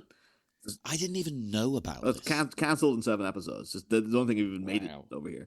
And then the 2019 one, which people were just like, no, there's no crack to this. There's no like bubblegum fun. Like it's all just very like generic bland action and stuff. Although people kept saying, Kristen Stewart's really funny in this, so you should give her more funny things to do because she can do that. It turns out. Oh, I mean, I actually I like her, to be honest. I really liked her in what was the Christmas movie? Happiest Season. Yeah. Oh, no, well, I liked her in that. Hot and Cold and Kristen Stewart. Well, in the Charlie's Angels one, I have not seen the 2019 one, but I do remember thinking there was a brief period where like Naomi Scott was like the new thing, and they put her in that, and everyone's like, she's just whatever. And then she was Jasmine in the Aladdin remake, and I was like, you don't need to do this. Plus, she seems really boring. Why have you got who is this lady? And then she's in Smile 2, and that's like Smile 2. Naomi Scott in Smile 2 is like one of the great horror performances now to me. Like I can't oversell to people like how good she is in that film. And every time now I'm going to be like, oh, Smile 2 lady, get her and Dildo Guy in a film together. Like these classic performances. But that's my thing now. Like, Charlie's like, the one with Kristen Stewart and Smile 2 lady. Yeah. By all means. And then the other one, whoever she was. We've got to get Dildo Guy on the pod now. They definitely do. I think Fight Club Minute got him. I have a fun memory of them saying like, "Oh yeah, we got Dildo Guy." I think they refer to him by his actual name, but I was like, "Dildo Guy." That's not his top billing. But so one thing that this film has that the others don't is that I do think they are trying to do something in terms of emotional stakes. So the scenes between Dylan's whole thing is that she's very wayward and she doesn't have a family, and et cetera, and then she sort of falls for Knox, and then he turns out to be the villain, and it's a big heartbreaking moment for her and stuff like that. And it's not the most heartbreaking, and it's it's a bit predictable and stuff like that. It is, and it's overdone, right? But I my problem with it was I didn't buy the connection. It felt too quick. It just happened out of nowhere for me. Mm-hmm. I was very cool. I was just like, I see Sam Rockwell is inherently very charming, and like I thought that you can tell that Dylan, like I guess you get the idea. The vibe is she didn't know the chap that long before they hooked up. I know, but I was instantly like, "What are you doing? The Chad! Go back to the Chad!" Right? At least he'll make you laugh. Yeah. Maybe then he showed her Freddy Got Fingered, and she's like, "No, it wasn't just the Chad. It was the Freddy Got Fingered." But and then at the end they have a little thing where like she's the only one to see Charlie's face and stuff, and it's kind of got like a.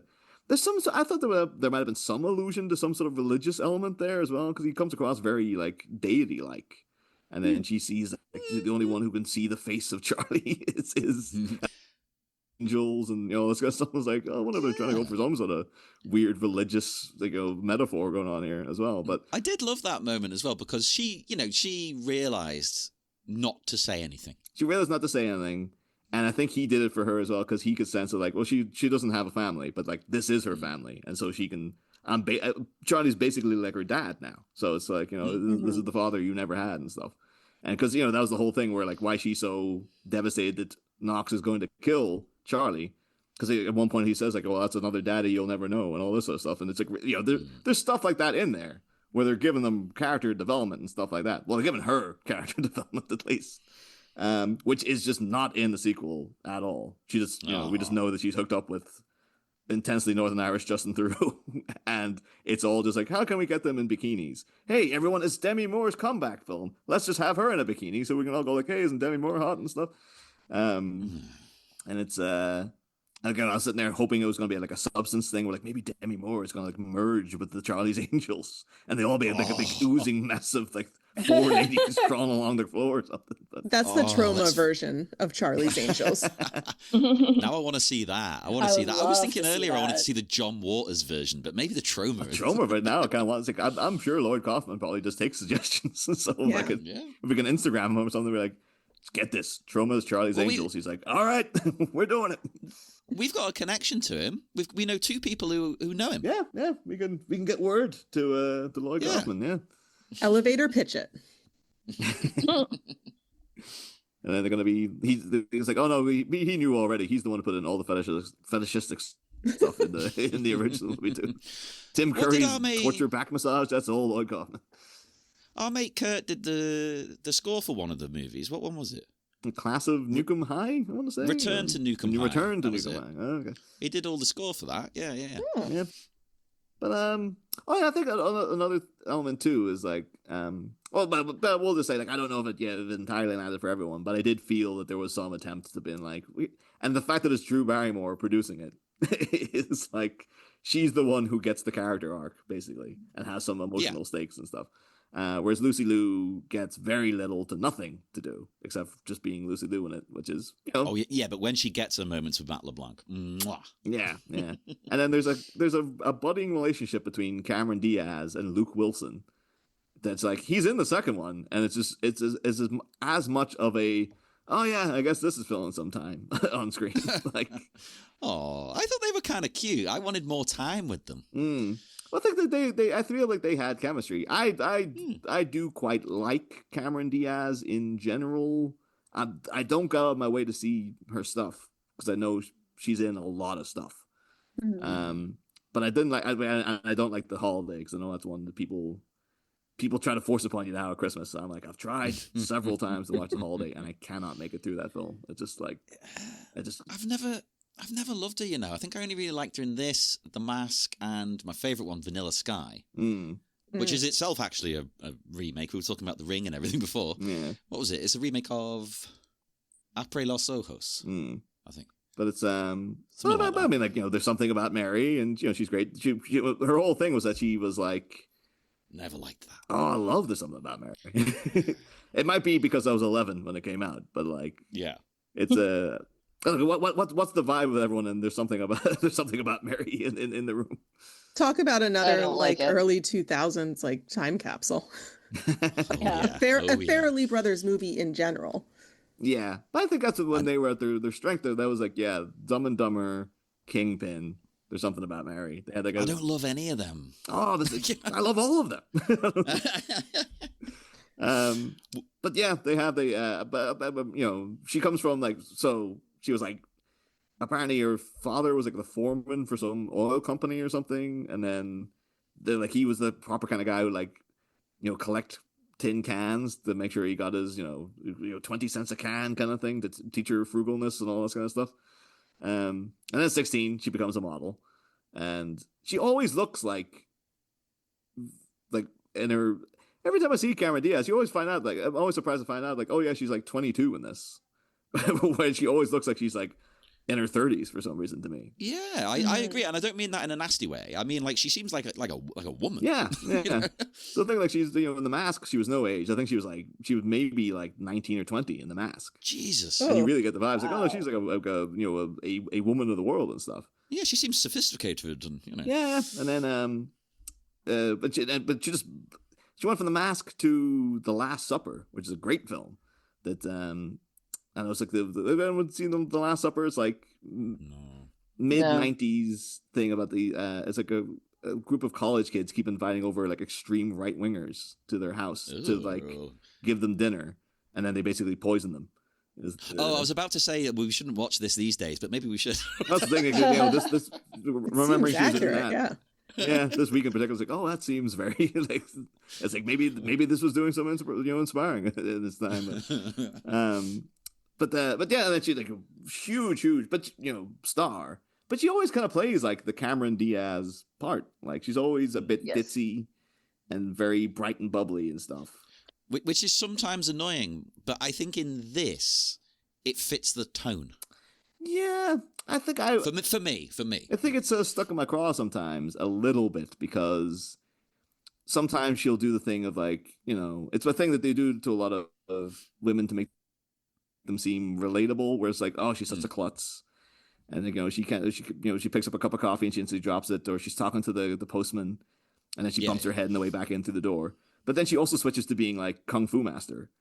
And it's a bit of sort of a like, yeah, this doesn't track as an actual character so much as like, you know, the two things aren't related.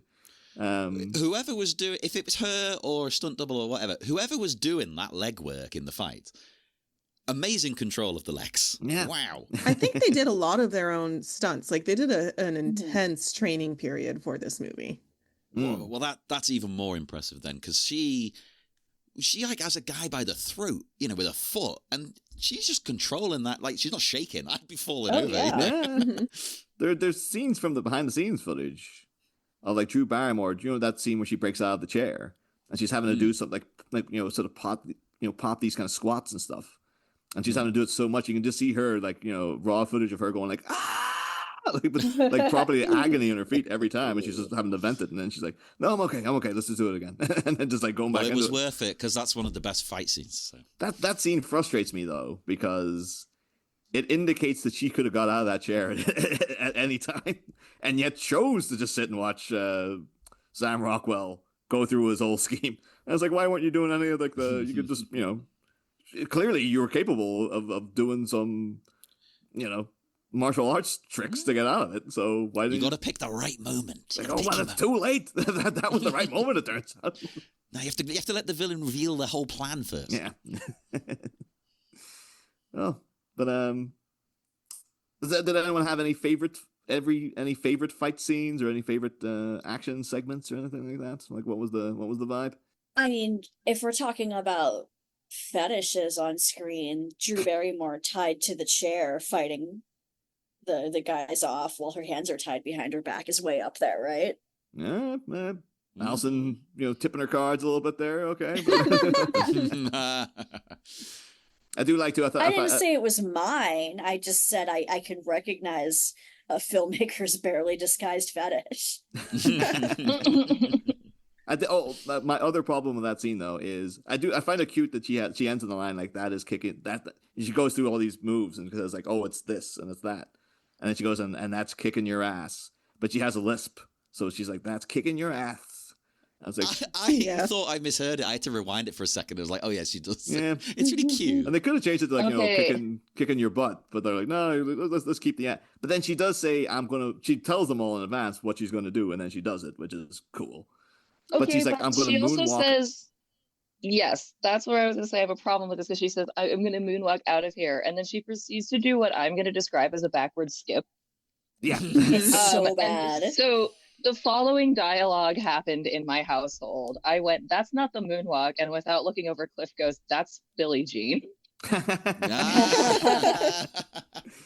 was like, I don't want to have this conversation anymore. I'm also absolutely certain that so she's in combat boots the whole time. So it's like, I don't think anyone could do a moonwalk in combat boots. Oh, can you imagine the sound of the squeak, squeak, squeak, squeak? Oh, God. Oh, no, you can do one in combat boots. I've done it before. I was going to say that sounded like experience. Oh wow! You can pull. I was at a roller derby after party, and it's been a few years. I'm just letting you know it's possible. Is it possible by me right now? I don't think so. Was it once possible by me? Yes, but this was almost 8 years ago. Yeah. Nope. Alexia, put on the boots. Bring your mic down. Let's get the full fetish going on. Let's go. Oh God, I do live in a very tiley house now. It's but no, that really does bug me in that, like, because it's all her, like, oh, look at how dexterous and talented and like how great she is at doing all this stuff, and then but like that is aggressively, it's not the moonwalk, and it's the dorkiest dance as well, like it's a little kind of half skip, just swaying her boots around. It's like, did no one want to go like, maybe just cut that line, maybe you just don't do the moonwalk then.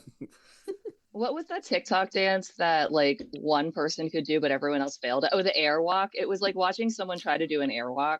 I can't do that. But I love watching all the videos of people who are like, I'm going to try the airwalk. And then it's like watching people auditioning for the Ministry of Silly Walks. It's impossible.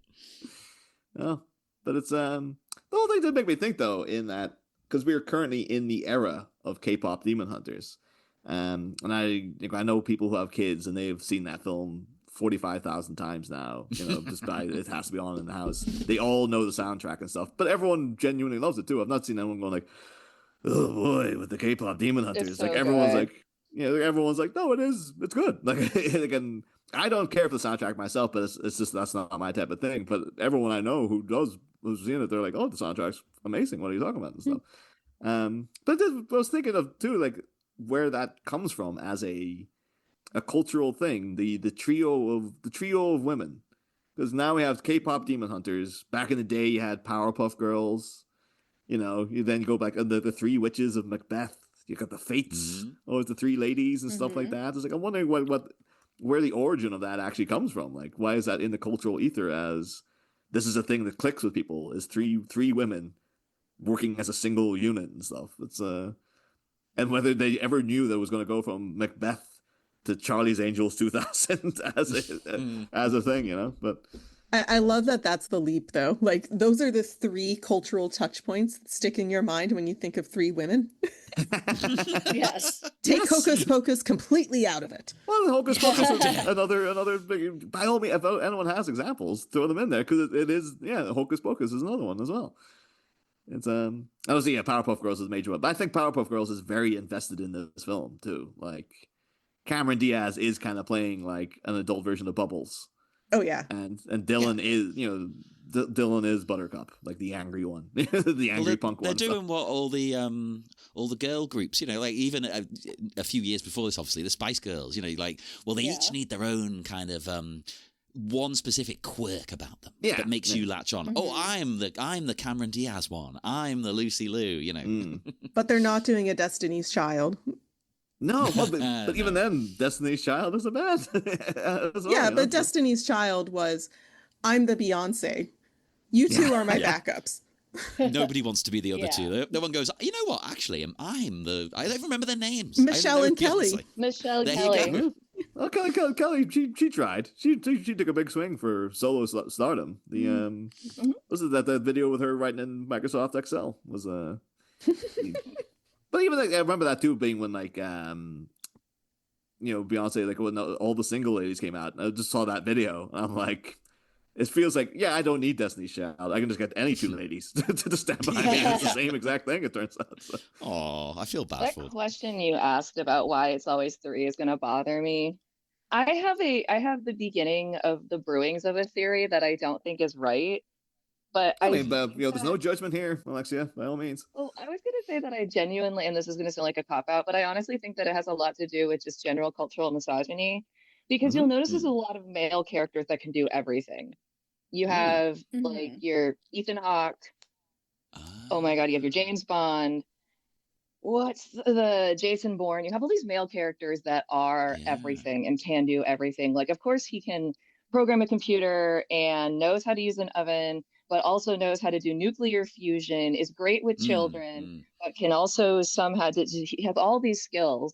But I think that doing the same thing for a woman is uncomfortable, because the only time I can think of that happening would be with Barbie, where she is everything that kind of makes fun of her, or in the movie Life Size with Tyra Banks, where Eve is the allegory for the Barbie character, and she's like, well, I'm everything. And everyone just kind of laughs at her because they're like, well, no, you're not.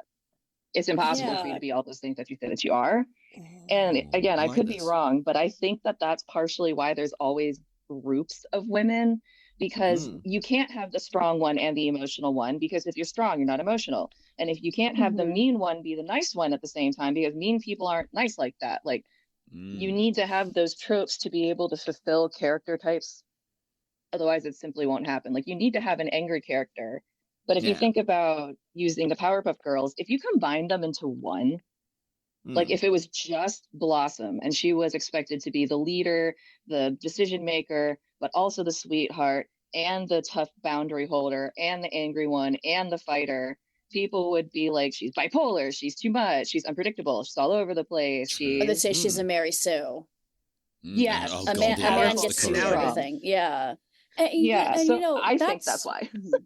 That's really making me think, because like when I was a kid and me and my friends would play like Spice Girls or Sailor Moon, you would pick the one like that was you, and I never felt that I could never really pick one that I felt represented me, because I would feel like, I'm a little of this one, I'm a little of this one. Yeah, but you're supposed to have like, this is what I am, and that never felt right to me. I always thought though that just extends to groups. Like when you have groups in media, you always want to narrow or boil them down to their kind of like easiest trope to be able to relate to, especially with content that is either for kids or meant to be, let's be fair, Charlie's Angels is definitely meant to be this. Just stupid blockbuster. Like, you don't want to think too much. You don't want to get too under the surface. So women, I guess my theory or addition to this theory is that women get kind of shoved into that because of the male-centric trend for pop culture. But that concept that you have to have person fitting A stereotype, person fitting B stereotype, and never shall the stereotypes overlap. I think that that's just for any type of group when you're doing this. Yeah. I like this theory though. We can expand on it more. We're going to come up with something like over the following weeks. We'll present it. The same thing is well done with in Charmed, of course, another of the same era, and also three ladies, but also having like the power of three coming together It's not that just one witch is enough. It's like, no, you need three of them in order to actually get anything done. It turns out. Thinking about, there's not a lot of male groups. The ones I can think of tend to be movies people sort of make fun of, like Fast and Furious. You know, that's a group of men. Well, I mean, there's a couple of women who come in on it. That's like, you know where it really comes into play for men? Boy bands. Yes. Yeah. Okay, I was just thinking, how about the Backstreet Boys? Yeah. Yep. And I was thinking NSYNC. So, you know, we were two sides of the same boy band. The only one I could think of was Bill and Ted. It was like, oh, two's a group. Come on. Hey, with death? Yes. Oh, yeah. Oh, there you go. The three of them. That's one of the few times as well. Yeah, they made the men have their own stereotypes. Was in the boy bands, wasn't it? To match the girl bands. It's like, okay, in the boy band, it'll be like, oh, you're the bad boy. You've got the earring, and you're the one with the little floppy hair that your mum will think is cute, and blah blah blah. You know, they all have a little character. Again, pull it back to K-pop Demon Hunters. That's exactly how they put the boy band together. That's perfect. Can I go back to the boy band comment super quickly? The reason I wanted to go back to it is just because I think that especially when it becomes something like a boy band, they become commodities. Boy bands are very much commodities as treated by society, and women are always treated as commodities. So I think that when they're boy bands, it becomes so much easier to boil them down to that because it's the entertainment view. But it's also kind of frustrating because you see it too in movies like Charlie's Angels, where it's like keeping people within their tropes doesn't allow character development. Oh, definitely, like like your whole thing is to be kind of like, I don't know, I'm just picking a Cameron Diaz. Like her whole character is supposed to be like sexy, silly, ditzy. If her character ever changes from that, it's like, well, that's a different person. Yeah. And that was one of my notes for K-pop Demon Hunters is that like, oh yeah, one of them. Much like this, one of them gets an arc, and then the other two are just default to they're just normal states at all times. You know, they're like Westworld creations. They don't come to life unless Rumi's in the room. Yeah. The whole boy band thing was also making me think of. Have any of you folks ever watched Gravity Falls? Yes. Oh yes. Oh, I love it. Yeah, but just several times the boy band and they're like literally treated like they were just like kept in a hamster cage basically with a wheel, and then they drink out of the big bottle and stuff like that. And there's like, oh yeah, they just exist to be a boy band. They don't have any actual. They're just clones. That's actually how I picture the like real K-pop acts are treated. Like once you get picked for a real group, it's so strict. You read all these things in Korea about how it's like you can't do this, you can't do that, you're not allowed to do this, you're not allowed to do this. I'm like, do they basically just put you in a hotel room and only let you out for shows? Yes, and if you've said something that is a little bit negative from the PR realm, that's when you get put in the hamster cage. Locked away. It was like when they finally got outside too, like, yo dog, what's all this green mess? I was like, that's the grass. So this is what it's like drinking from a cup that's not vertical. Although it did make me think, because I think one of the guys, well, I don't know if it's all of them, but one of the guys from Several Times is voiced by the guy who does Leonardo in the old Turtles cartoon, because he just sounds very distinctive. But the Turtles are a group of four guys who all have one distinct personality type, where it's like Leonardo is leader, Donatello does machines. Like that's he's the nerd, this guy's the angry one, or the sassy one, depending on which version you're watching, and the other one's the party dude. Yeah, so they're not four, humans, but we do have four male turtles that kind of fit into that stereotype, at least that come as a group. Oh, but I don't think we because we don't want to go on forever. But one thing that bugged me about both films, not bugged me, I actually found it quite charming, is that they're presenting a load of like extreme sci-fi technology of like Eric Knox has developed this thing that can track people's voices throughout the world and et cetera, et cetera. It's basically what that thing that Bruce Wayne's developing in The Dark Knight, and it seems like Chris Nolan kind of ripped that off, and so only a noted hack could rip things off with such panache, I would say. But I also found the worries about being tracked and stuff very quaint, considering the world we now live in. Oh yeah, right. That was just default. You are being tracked. You don't have a choice. It's already happened. And now they're going to go on about like, oh yeah, there's going to be a database for anyone who celebrated that guy's death as well. It's like, oh my god, we're going to track you that way as well. Don't get me started. Yeah, No, you can't, because I just saw a thing that was like they're thinking about coming up with a way to like revoke people's passports depending on like their social media posts. And I'm like, this is how I never leave the country again. Yeah. Wow, that's I cool. would say Anyway. come here, but it's not much better here. So, you know. Yeah. With all of your CCTV footage everywhere. All kinds of things. Yeah, It's a yeah. disaster. But the thing is, though, so they have all this, big sci-fi technology and stuff, and like, oh wow, all the cool gadgets they have. But then every time they whip out a mobile phone, you're like, oh boy, that thing is the amount of Motorola's and stuff that are on display. You're like, Jesus Christ, like that is Yeah. that is Again, some of the let's watch them do pre-pop Excel on their phone. This has nothing to do with technology, but in the scene where, by the way, this is one of those movies where I didn't learn a single character's name because I just called them by the actors' names the entire time. I only know Bosley. Same. I also only know I know Drew Um, Barrymore is Dylan, but that's it. Oh, I didn't know that. Okay, so when Dylan gets quote unquote shot out the window and is hanging on to the sheet, two things about the scene. Number one, no one goes over to check. No one goes over to like look down, Yeah. make sure we're good. No. And number two, when she falls, she knows the coast isn't clear. She just f***ing hollers. Like she's not like, I'm gonna try to fall quietly. She just lets go to like, Mhm. It's such a weird bit, that as well, because it's kind of funny the way she managed to avoid the bullet and went out the window. Okay. But then you've got all that, which makes no goddamn sense. Mhm. And then it made me what's so the bad as a true implication? crime person.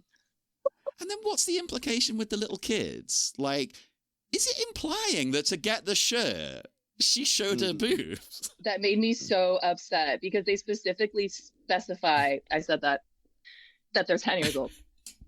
Yeah. And one of them does say, like, oh, yeah, I've seen some boobs or whatever. No, I hated it. The implication must be, oh, can I have your shirt? Well, Well, if you you need to see drop the your sheet. Yeah. Yeah, put down our Mhm. pool floaty, which you've conspicuously managed to get so that it somehow leaves the hole around your navel. But yeah, those were the two notes that I had in a row. Number one was that any forensic expert would know something was up with that fall. And number two, do not love the implication that, and I wrote D-Bear gets help from those kids by showing them her boobs. I was in a mood yesterday. D-Dad, I love it. So, not to get back into weird stuff, but I just randomly forgot that Drew Barrymore both starred in and was like co-producer, co-director on Never Been Kissed. Yep. Oh yeah, Oh. yeah. Yeah, and that Some movie is wildly problematic. It's kind of like how I really like Mark Cherry, who did Desperate Housewives and Women Who Kill, but both of those shows have plot lines where an older woman falls in love with like an 18-year-old boy. No. And I'm noticing like a small trend with like younger men and Drew Barrymore. I guess that's true. Yeah. Ooh boy, Don't love it. Yeah, well, she did have a very messed up childhood, I guess, but maybe that's no excuse. But it's okay now because she's. I mean, She is, she's nice. Yeah, she's TV's favorite aunt now because she's just, the eerily wholesome Drew Barrymore show where every round of applause from the audience is disguised the fact, like, I know the weird stuff you used to get up to, Drew. Like, you can't come out here and be like, I'm just this really nice lady that everybody loves. It's like, yeah, but she's the cool aunt. She's the aunt who'd sneak you some booze, Yeah. I don't know if she would now though, because she's like, well, I was addicted to cocaine from the age of 9, that kind of stuff. You're like, ooh. She's more Cocaine's a little responsible bit now. different. She used to be the cool aunt. I mean, that's like when I was like 20, 21, and I used to buy my friends who are younger cigarettes and beer. And now I'm like, no, you're children. I'm not doing that. Oh my God, Allie, I am the You're same. old I enough. did this to one of my home teammates is, I think she just turned 19. Baby. Uh-huh. But yeah, to me, I'm like, now this you is a want to child. protect. Yeah. Yeah, so we were at a house party and she had a drink, and my first instinct was to be like, where's your mother? I think too with you, Alyson, because you present like, oh, you like tattoos and piercings and stuff, and the kids will be like, oh, she must be like the cool rebel one, and then you just come over and be like, morals, ethics. No, I come forbearance. over and I'm like, you need to drink one full glass of water for every drink, and you never let your drink out of your sight, and you don't go home with strange men, and you don't let your friends go off on their own. Good advice. Oh, It's all true. Don't ever do any of those things. And if one of your friends, for some reason, is like, I'm going to walk to the next bar, and then you blink and they're gone, you take off after her. You follow them. Yeah. Yeah. Because you don't want, like, I made all these mistakes and I don't want to watch people go through the same things that I did. I want somebody to learn from my mistakes. You need your Charlie's Angels crew with you. The That's Angels right. work as a unit. Hell yeah. Yeah, it's like always watch your drink, and if you find a kidnapped millionaire who then quickly jumps into bed with you, you may want to double think about whether his hair is really that floppy or whether it's all a trick. Well, that's why you've got to always drink from a Buddha as well. Apparently, that's that keeps your drink safe. You'll be all right. My one final note I wanted to say is again related to technology, but I do find it very quaint that like back in the 70s in particular, when like Charlie was just a voice on the phone, and in this they're like, you never see him, you never see Charlie. What does Charlie look like? And now you're just like, just look him up, like literally on the phone, like, oh, he looks like that guy. Oh, okay. Yeah, it does take the sort air of ruins mystery away, doesn't it? Yeah. I remember like that been a big thing back when like another Drew Barrymore film came out, but Scream, and there was a lot of mystery around like who the voice was on the phone, and like, it was a real thing of like, oh, they always get him back, but who is that guy and stuff. And then I at one point in the early 2000s discovered that he was the voice of Mojo Jojo. So again, the Powerpuff Girls. And I'm like, oh, who is this man? And then, like, now you can, like, oh, you look up, he just looks like this guy. Well, now I'm just going to think he looks like Mojo Jojo. There's got to be some, like, outtakes of, like, him on the phone with them, just slipping into the Mojo Jojo voice and stuff as well. Like, if not... It's like when Gally might remember when we watched The Hunchback of Notre Dame, and the voice of Patrick Starr is a background, it's like a secondary character in there. Yeah. What? It just comes out of nowhere. He's like, make will at your service, sir. And you're like, get out of here, Patrick. That'd be so distracting. Oh. It was extremely distracting. Oh, man. It just added it to me, like just made the entire thing even better to think that this takes place in a pineapple under the sea. I do like when someone has like Dante Bosco has a super distinct voice and they just pop up somewhere and you're like, it's that guy. Yeah. Again, though, like in several times when Gravity Falls, you're like, that's Leonardo from the Turtles. Like, I know that voice. What the hell? Or in the Powerpuff Girls, when like Bubble or Buttercup, you're like, sounds an awful lot like Tommy Pickles, that lady. And then you discover, oh, it's E.G. Daily. She was also in Better Off Dead. Oh. But yeah, I mean, I'm all noted out for Charlie's Angels. Does anyone else have any closing tirades or anything they want to bring down to the most early 2000s of the early 2000s films? Well, since I'm the most positive, I'll just say I liked it. I thought it was fun. Obviously, it's got a lot of problems. Like, you probably shouldn't dress like a sumo as well. That's a bit weird. Yeah. That felt like that was ripped from like some super rich millionaire's party though that they went to. Like, oh no, those were things. Yeah, they're actually like, I've seen those suits. You can buy them. Yeah. But I'm sure like McG or Drew Barrymore was like, oh yeah, I went to like this rich dude's house party one time, and that was his thing, that he always dressed up in a sumo outfit and made people wrestle him. It's just and deleted stuff. footage from Eyes Wide Shut. They're all getting it on, dressed like that. But it's so like Tom Cruise coming in a sumo outfit and trying to remember the password and stuff. Well, so even though it's got, issues, I still had a good time with it. It was fun. It felt exciting in a way that I think a lot of movies now aren't very fun. You know, we've got a lot of great serious movies. There's not a lot of fun movies. That's why I think love we kind of need that. Weapons was fun as hell. Weapons yeah. was I did not realize it was possible to giggle like I giggled at the end. Oh my god. Yeah. Just squealing like a child. No, weapons has it all. It's a really and Barbarian too. Yeah, exactly. But then it's coming. I didn't see that one, but I should. You definitely should. But then he's the whitest kids you know guy, Zach Krieger. So he's coming from a comedy, like a wacky comedy background. So it's like, oh, I guess it makes sense that he would. This film can just tilt into that whenever it wants to. I didn't hate the movie. It was a fun watch. I don't necessarily think that I'm going to see it again. And also, let's see if I can win the teddy bear is a wild thing to say before trying to make a shot. Well. I legitimately might watch the sequel. I know you say don't now, but it's like, well, I've got nothing else to do tonight. The opening scene, I thought it was supposed to be a flashback because it's set in Mongolia. And there's all these proper, like, it looks like hordes of Mongols where they're just like, oh, doing this, this, and this. And then, the angels show up. And you're that's like, what people are like. Yeah. Oh. They show up and it's like, oh, they're portraying them as if this is what modern Mongolia is like, rather than, oh, yeah, Genghis Khan is still just walking around and stuff. It's like, what in the name of God is it? And it's not a good film. It's okay, that might actually stop me from putting it on. Yeah, and it gets much more racial stereotyping, but Bernie Mac is good in it. You know, he's he was a good replacement Bosley, but So they really felt that what Charlie's Angels was missing was more racism.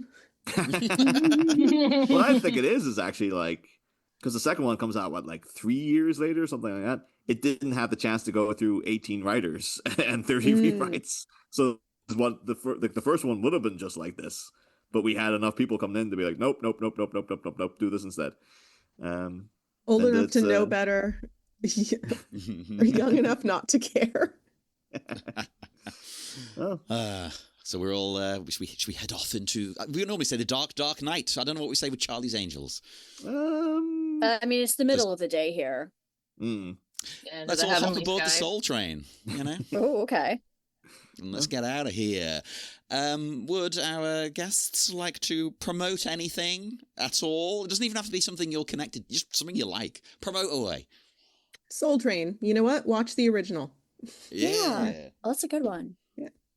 Gally and I are on a long hiatus on our podcast, but we're hopefully coming back in a month or two. Ooh. But you can check us out at Damsels Who Discuss. There's a pretty good back catalog where we go through the Disney movies. If you thought that my particular brand of humor was funny, you might enjoy hearing more of it.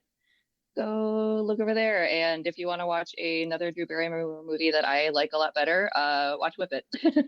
Yeah, Whip It's great. Genuinely, really, really good movie. I don't think she's not in it. I don't think she's like she directed it, but I don't think she's in it as or is she in it? It's been a while since I've seen it. She's in it. She's in it, but she's not like the main protagonist character, but she's like on the team. She's in the I kind of appreciated that. She didn't make herself the focus. She's like, no, I'll be there, but not like a major. I remember like Juliette Lewis been in it and stuff, but like I guess that means it means I gotta revisit. Yeah, she's one of the Girl Scouts. Oh yeah, she's one of the Girl Scouts. You'll see her. She's one of the she has a speaking role on the on one of the teams. Yeah. See, also my main memory of it is like, oh yeah, of course, Elliot Page, roller derby, and then also the fact that it does not contain the Devo song "Whip It" at any point in the film, which was baffling to me. Terrible. I don't really have anything to promote, so I'll just give a really niche recommendation. If you like anime, watch Uma Musume Cinderella Grey. Fantastic. That's been all over your Facebook. Because it's my new favorite thing. Yeah. And the new series is so good and like nobody's watching it, and it's available just for free on YouTube. So it's very easy to watch. Wait, are you playing the game too? I'm really bad at the game, so I don't really play it that much, but I love the anime. And the new one is such a genuinely great sports anime. Well, give us like the elevator pitch. Like what's it about? It is about, so Uma Musume is a game based on real life Japanese racehorses that they turned into cute anime girls.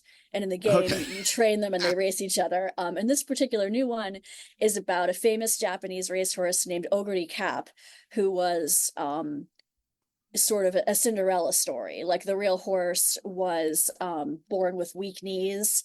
And in the anime, it's like she's born and she can't really run, and her mom like massages her legs until she's able to. And she's sort of just like this country bumpkin who's an incredible runner. And it's about her story, like going into the regionals, just like blowing everybody away and then getting scouted to the nationals, and just how she inspires everybody and like comes out of nowhere as this like racing legend. Okay. Amazing. Would you recommend this for horse girls? Yes. Yes, I would, 100%. We'll have to review it next year now because you're horse girls. Exactly. And there's a lot of the anime, like there's 3 seasons of the original one, which is not as good. Like, you can tell that the animation quality isn't quite there, but it's still like super gripping, and I cry multiple times. Like, the anguish of defeat and like getting injured and coming back from like an injury and big setbacks, and all of the girls are like really supportive of each other. It's like, you are my rival and you make me want to be better. It sounds incredible. It's I'm really so, into, it's it so sounds good. like it sounds similar to the reason why I like Japanese wrestling. Very 'Cause much, yes. They always have that kind of story. Like, people end up crying, you know. Exactly. That's exactly he's what it been is. through so much. Yeah. And Cinderella Grey is a Okay. great introduction because it doesn't connect to any of the other, like, the animes. Because there's a lot of, like, there's a movie and there's a couple OVAs and they don't quite connect to each other. But this is a good entry point. So Whip It is about bank track roller derby, but the most common roller derby and the derby that I play is flat track. That's where most of the teams are. And not all teams, but a lot of the teams do have that feeling of camaraderie. Like, I've played very few games in my life where it felt like the opponents were cruel. I've played far more games in my life where people have been so complimentary. You get on the track like, oh my gosh, I love your makeup, and you guys are really giving us a hard time out there. Yeah, and that's that's a large part of why I've stayed in the sport for so long. And I really, really like that more and more portrayals of media, especially of women in media, are showing that very caring and empathetic side, because for the longest time, going back to like my weird feminist tropes, it's like, it's always been the competition. Like, it can never be two women fixing each other's crowns. It's always the competition for one. And Right. I Women like hate each other. Yeah. yeah, exactly. And I really like that that's becoming less of a thing in media, because it discourages it in real life. And I've seen how powerful that is, because I announced for Texas Junior Roller Derby, which is juniors, of course. And it is really inspiring to see what a accepting, nurturing, wholesome, empathetic environment is like for kids. And to Oh see my what God, kids right.